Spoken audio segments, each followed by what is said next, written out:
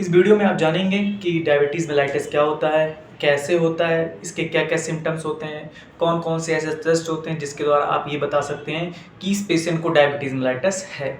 और diabetes mellitus को सही करने के लिए अब किस डॉक्टर से मिलना चाहिए और डायबिटीज़ मेलाइटिस में कौन-कौन सी मेडिसिन चलती हैं, क्या-क्या डाइट प्लान होता है और फिज़ियोथेरेपिस्ट डायबिटीज़ मेलाइटिस के केस में क्या-क्या मदद कर सकता है। इसके बारे में आपको पूरा डिटेल लास्ट तक मिल जाएगा, ठीक है? तो बने रहिए इस वीडियो के साथ। मेलाइटिस एक मेटाबॉलिक डिसऑर्डर है। मेटाबॉलिक डिसऑर्डर का मतलब ये होता है कि हमारे बॉडी में जो मेटाबॉलिज्म हो रहा है उसके सही ढंग से ना हो जाने की वजह से यह बीमारी कॉज करती है। तो डायबिटीज़ मेलाइटिस को अपनी साधारण भाषा में इसको लोग कई नाम से भी जानते हैं, जैसे शुगर की बीमारी के रूप में या डायबिटीज़ मेलाइटिस के रूप में या शक्कर की बीमारी के रूप में, बहुत सारे नाम से आप इसको जानते हैं, ठीक है? तो डायबिटीज़ मेलाइटिस का दूसरा नाम जो मेडिकल टर्म में होता है उसका नाम होता है हाइपरग्लाइसीमिया। हाइपर का मतलब क्या होता है? हाइपर मतलब बढ़ जाना, हाइपो मतलब घट जाना। तो जब हाइपो वर्ड लगा हो वहाँ मतलब ये होता है कि शुगर घट के आ रहा है, उस कंडीशन को क्या बोलेंगे? हाइपोग्लाइसीमिया। और अगर शुगर बढ़ के आ रहा है तो उसका मतलब ये होता है कि हाइपरग्लाइसीमिया। तो हम डायबिटीज़ मेलाइटिस को दूसरा नाम बोल सकते हैं हाइपरग्लाइसीमिया। तो हाइपरग्लाइसीमिया या डायबिटीज़ मेलाइटिस क्या होता है? तो डायबिटीज़ मेलाइटिस एक मेटाबॉलिक डिसऑर्डर है जिसमें जो हमारा ब्लड शुगर लेवल होता है वो अपने नॉर्मल लेवल से बढ़ जाता है और इस कंडीशन को आप क्या बोलते हैं? डायबिटीज़ मेलाइटिस बोलते हैं।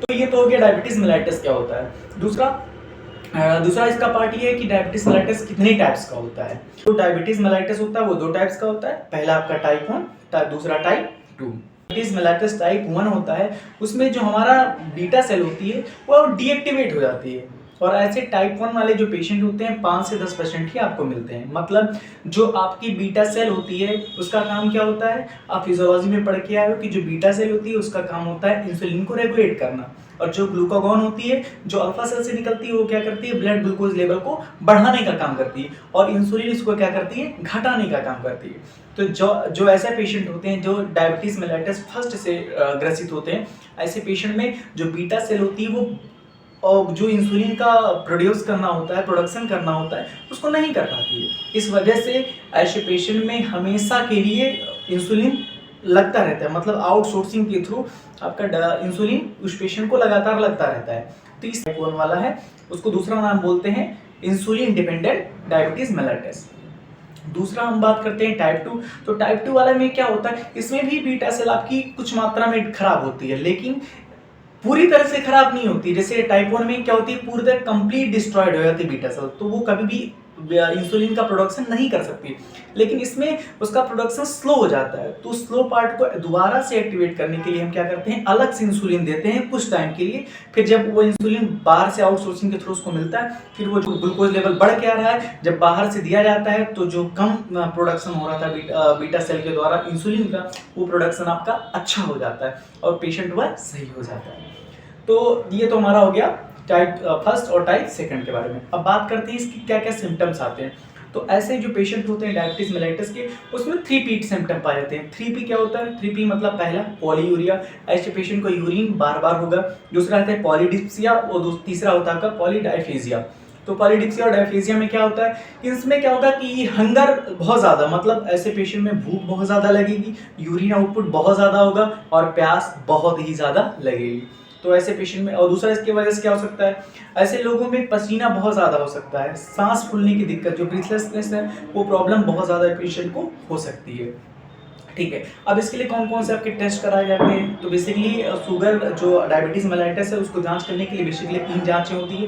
पहला होता है आपकी फास्टिंग, दूसरा होता है पीपी मतलब पोस्ट प्रैंडियल, तीसरा होता है आपका रैंडम ब्लड शुगर जिसको आप आरबीएस बोलते हैं। तीसरी चीज अलग टेस्ट भी होता है जिसका नाम होता है HbA1c। ये बताता है कि 3 महीने के बीच में आपका शुगर लेवल कितना था, ठीक है। तो ये आपके शुगर की जांचें हो गई। इसके अलावा कौन कौन सी मेडिसिन चलती है? तो पहला आपका इंसुलिन चलता है। इसके अलावा आपका कुछ मेडिसिन के नाम मैं आपको बता दे रहा हूँ, जैसे आपका मेटफॉर्मिन चलता है, एग्लीबोज चलती है, आपका ग्लिक्लाजाइड चलता है, ग्लिप्रामाइड चलती है। मतलब ये ओरल डायबिटिक, जो ओरल हाइपोग्लाइसेमिक एजेंट चलता है, ओरल हाइपोग्लाइसेमिक एजेंट, इसको आप शॉर्टली ये बोलते हैं OHA। अगर कहीं भी आपके प्रिस्क्रिप्शन में OHA लिखा है, इसका मतलब क्या है, ओरल हाइपोग्लाइसेमिक एजेंट, इसका दूसरा नाम है।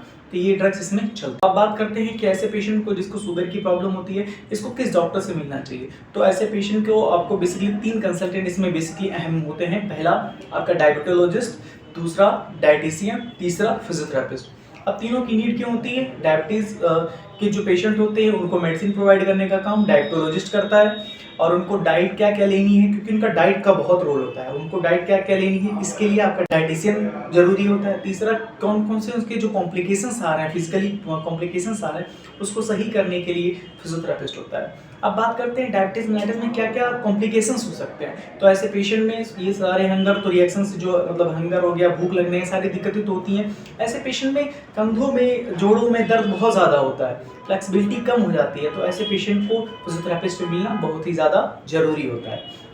इसके अलावा बात करते हैं थेरेपिस्ट का क्या रोल होता है डायबिटीज मेलाइटिस में।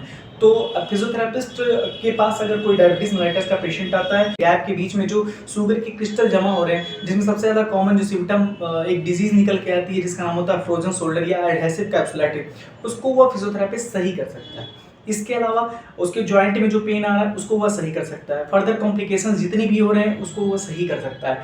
तो डायबिटीज मेलाइटिस को सही करने के लिए हम रेगुलर आपको बेसिकली एक्सरसाइज करना चाहिए, जिससे क्या होता है 40% चांसेस जो आपके रिस्क फैक्टर्स हैं वो कम हो जाते हैं डायबिटीज मेलाइटिस होने के। इसके अलावा क्या है कि जो आपकी फिजिकल एक्टिविटी है उसके थ्रू आपका क्या हो सकता है कि जो आपकी फ्लेक्सिबिलिटी कम है मसल्स की, वो बढ़ सकती है, रेंज ऑफ मोशन अच्छा हो सकता है, आपको दर्द, इन सारी चीज़ों से आप मुक्ति पा सकते हैं। तो अगर डायबिटीज मेलाइटिस का ये टॉपिक आपको समझ में आ गया है तो चैनल को सब्सक्राइब करें। तो ये आपको कंप्लीट जानकारी थी डायबिटीज मेलाइटिस के बारे में। Thank you so much.